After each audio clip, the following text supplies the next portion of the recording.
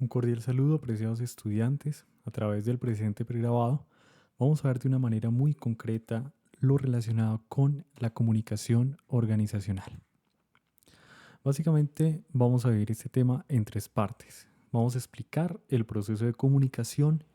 En segundo lugar, abordaremos las barreras de la comunicación y veremos las formas de superar dichas barreras de comunicación.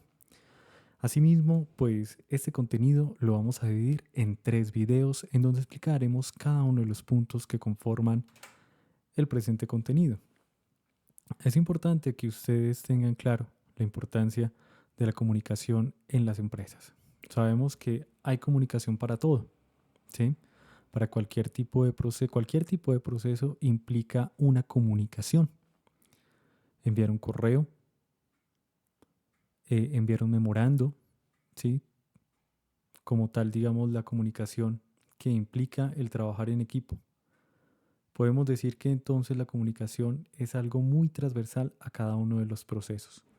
Podremos tener una buena estrategia y una óptima estrategia planteada, pero no tener claro como tal en sí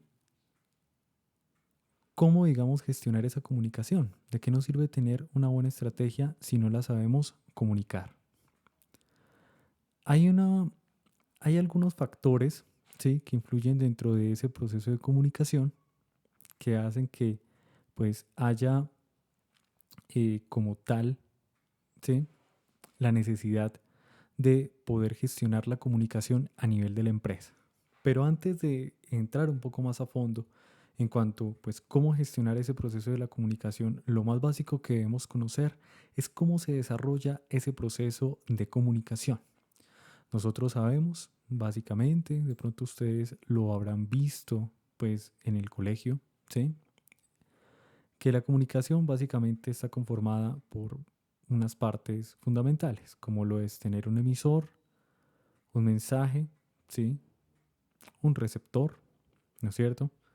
Pero nosotros, analizando un poco a más profundidad el proceso de la comunicación, nosotros nos encontramos esos elementos acompañados con otros, ¿sí?, que también están presentes y que influyen como tal en el proceso de la comunicación. Entonces, es así como el emisor como tal, al enviar su mensaje, tiene un propósito.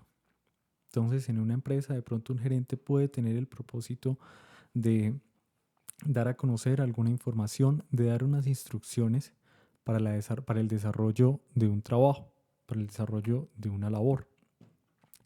Es así que para poder cumplir con ese propósito es necesario que codifique el mensaje.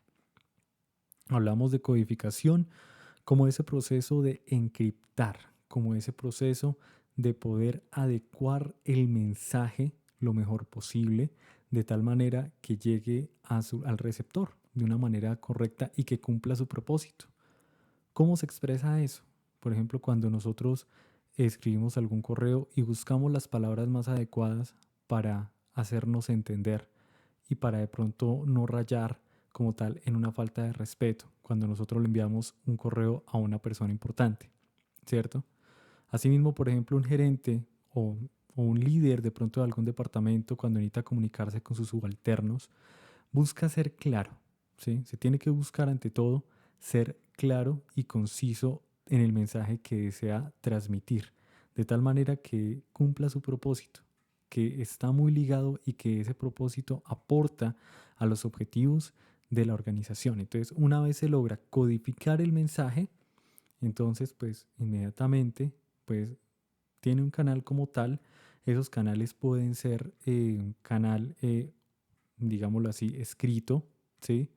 Puede ser un canal verbal, ¿cierto? Puede ser inclusive una combinación de los dos. Es muy común que, pues de pronto uno le envía un correo a la persona y de pronto se le cita una reunión, o primero, digamos, se le cita la reunión y posteriormente se les envía algún correo, pues siendo mucho más concretos. Es decir, de que esos canales no necesariamente tienen que limitar a uno solo, sino que pueden ser bastante mixtos.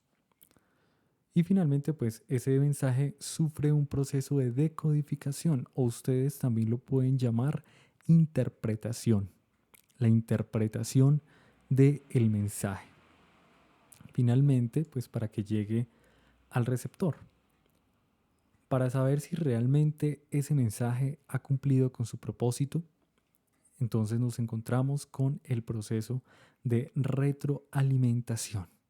A través de la retroalimentación, pues se responde a la pregunta si el mensaje se transmitió con éxito. Algo importante que se debe tener en cuenta, ¿sí? Es que, pues, es importante, digamos, saber cómo más se puede expresar la retroalimentación.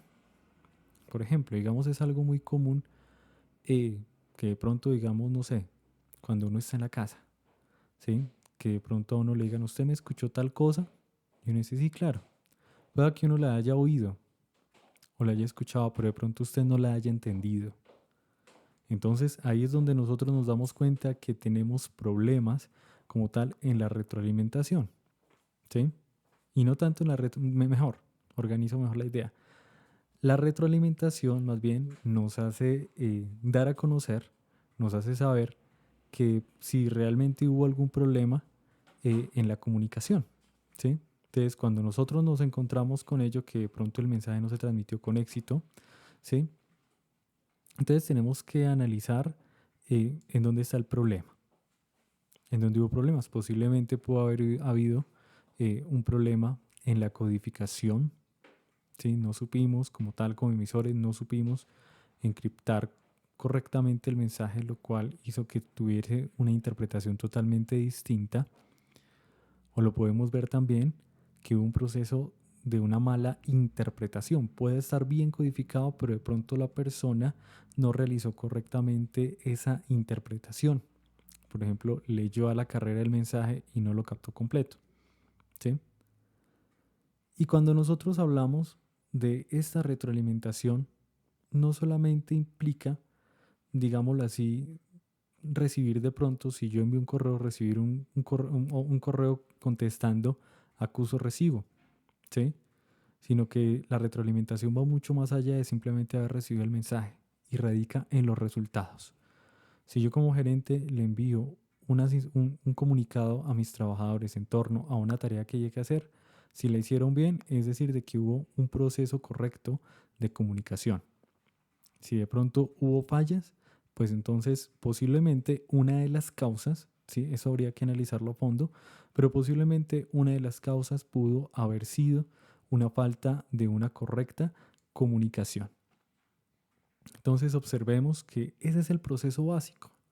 Si nosotros queremos gestionar las comunicaciones dentro de nuestra organización, es necesario analizar cada una de las fases del proceso y básicamente pues gira todo en torno a ello.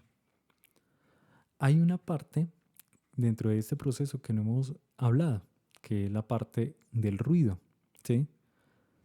Nosotros en la comunicación verbal pues conocemos el ruido como todos aquellos sonidos externos que de una u otra manera interfieren dentro del correcto proceso de comunicación, ¿no es cierto? Digamos, usted de pronto está hablando con un amigo en la calle o en su casa y de pronto pasa una moto, ¿sí? Haciendo bastante ruido, inmediatamente es algo muy común que se interrumpa la charla y se voltee a mirar la moto, ¿cierto? Pero en sí, digamos, hablar de ruido, si nosotros lo analizamos más a fondo, no solamente se refiere a esos sonidos externos. ¿Por qué? Ustedes podrán decir, pero entonces en la comunicación que es escrita, si yo envío un correo, pues ahí prácticamente pues ese concepto de ruido como sonido no aplicaría. Entonces ahí es donde nosotros nos damos cuenta que en sí, digamos, lo que podríamos denominar como el ruido en un proceso de comunicación es todo aquello que distrae y que perturba este proceso. Eso es lo que podríamos decir que es el ruido. Todo aquello que perturba el proceso de la comunicación. Entonces, el simple hecho de estar distraídos, de no realizar una buena lectura, ¿sí? De estar distraídos, por ejemplo, en el celular, todo ello realmente, digamos, también nosotros lo podemos enfrentar o lo podemos asumir más bien como ruido dentro de la comunicación. Y precisamente esos son los desafíos a los cuales se tienen que afrontar los gerentes de hoy. Recuerden, ¿por qué estamos hablando de comunicación? Porque ese fue uno de los principales aportes de la escuela humanista. Ellos, a raíz de las conclusiones del experimento de Hawthorne, lo que hicieron fue darse cuenta que, digamos, uno de esos elementos claves dentro de las relaciones humanas en las organizaciones era precisamente el proceso de la comunicación. Espero haya podido quedar claro este video y en el siguiente video vamos a comenzar a hablar en torno a las barreras de la comunicación.